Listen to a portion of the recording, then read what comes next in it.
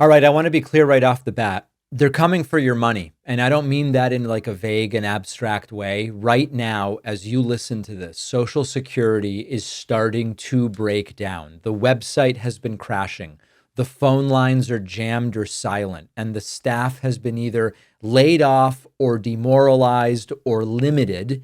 And behind the curtain, you know what's behind the curtain.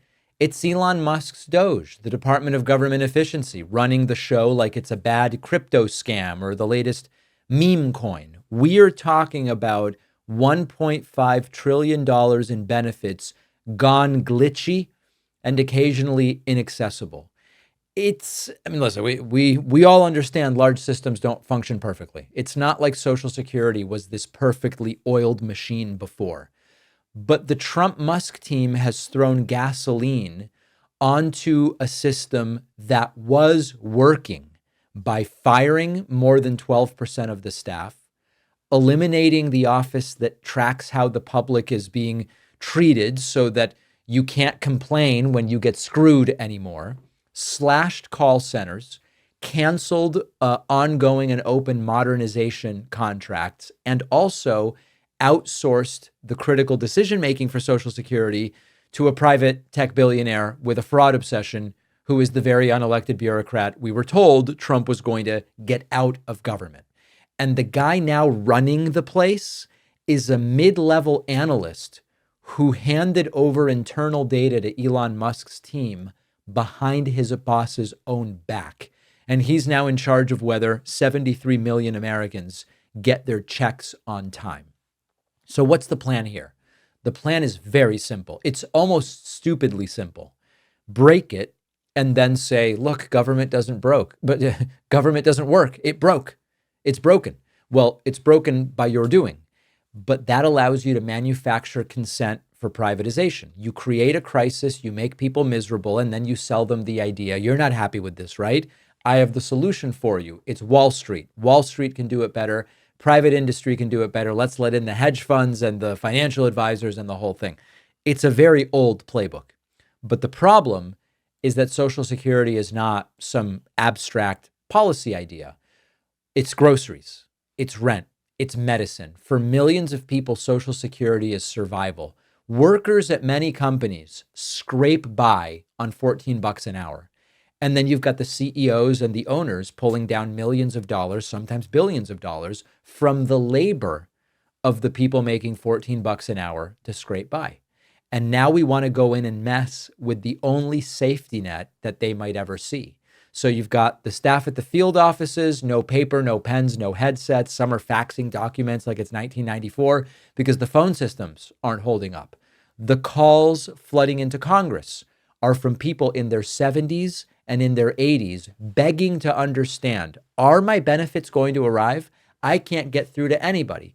And sometimes the answer they're getting is, we just don't know what's going on right now.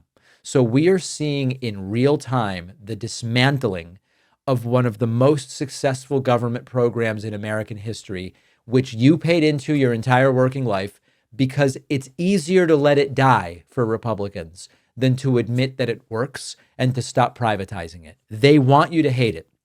They want you to believe this thing is so broken, I'll let anybody run it, even if it's Wall Street. And then they can come in and say, we've got a plan. We're going to hand this over to private banks. Yes, they will take some fees. Yeah, they're going to take a cut. That's fine. Yeah, they'll profit a little bit off of your retirement checks that you've been paying into, if you live long enough to get those, by the way. But this is how we're going to fix a problem that we created. Sometimes it can be easy to feel like you're kind of screaming into the void.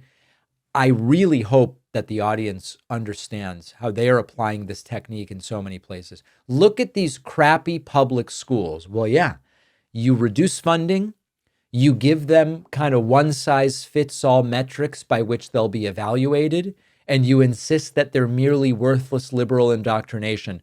Is it surprising that they start to fail and then they come in and go, how about private schools? How about pulling money out? How about vouchers? And then we go, oh, I don't know. It doesn't seem to be working that well. Maybe we should consider some of these ideas. Postal service, let's slow it down. Let's stop paying overtime for mail carriers. Let's make it function as slowly as possible right at the time when everybody's sending in absentee ballots for the 2020 election, September, October 2020. Hey, this isn't working very well. Maybe we should really be bringing in FedEx, UPS, DHL, or some private company to do this. Well, it's not working well because they're making it not work well. And it's the same playbook with Social Security. They want to apply it to Medicaid. They want to apply it to Medicare. I hope that people are understanding what's going on. They want you to just look the other way and say, do whatever you want because it's not working. Another day, another Tesla story. What is going on with this company? Well, if you go to ground.news/Pacman, you will see how some outlets are covering Tesla and Elon Musk compared to others. The story really is one story, but the way it's told really can change your perspective. And this is the exact problem that our partners at Ground News help to solve. Ground News is the only site that shows you how political bias and financial incentives and even blind spots shape the narratives in the news that you read. Otherwise, you're letting billionaires and political agendas shape everything from public opinion to policy. See every side of the news story, read the news from multiple perspectives, and see through the media bias with reliable news from local and international sources. Go to ground.news/Pacman to get the same top tier Vantage plan that I use at nearly half the cost, just $5 a month. The link is in the description.